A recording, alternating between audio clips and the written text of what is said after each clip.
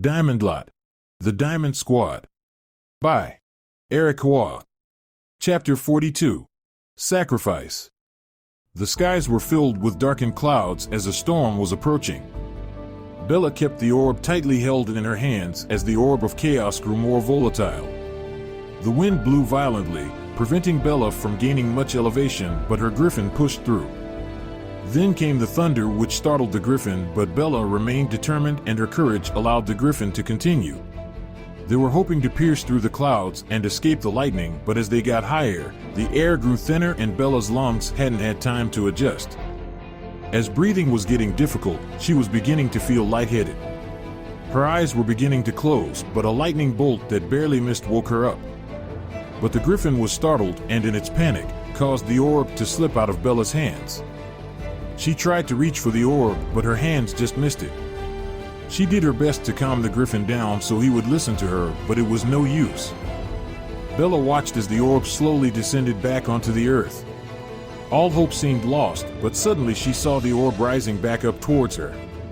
Carrying the orb was someone familiar to Bella, Rice. Bella was glad to see him again with the orb in his hands. She reached out to grab the orb from him, but he kept it away from her.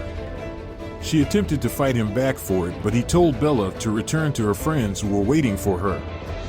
Realizing arguing would not help, she thanked him and they went in opposite directions. Rice took the orb further into the skies, while Bella turned around with the griffin and began descending back to Fifth Guard. However, a lightning bolt struck the griffin, knocking Bella off and causing her to rapidly drop down to the earth. Back on Fifth Guard, Ava noticed something was falling. It was Bella dropping from the sky. Gia used her magic to make Lilu grow again. Chelsea and Charlotte hopped onto Lilu's back and she took off into the skies.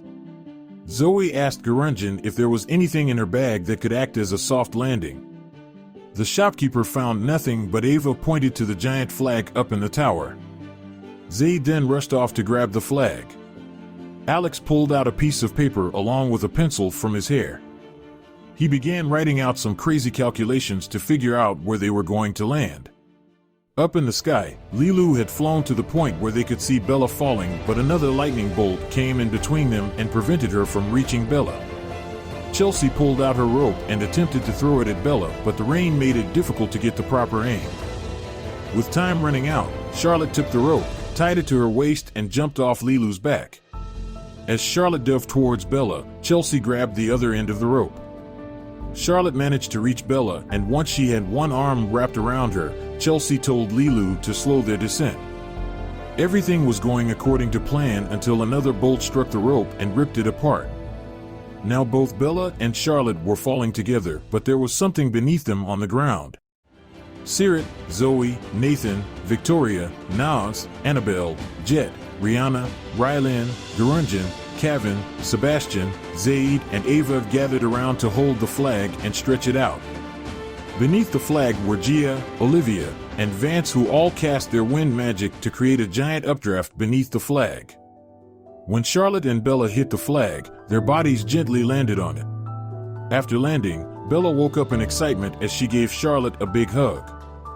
Charlotte was initially unamused, but she was happy to see Bella return. Soon after, Lilu landed safely and allowed Chelsea to hop off. Gia's magic wore off and Lilu returned to her original size and rushed over to lick Bella on the face.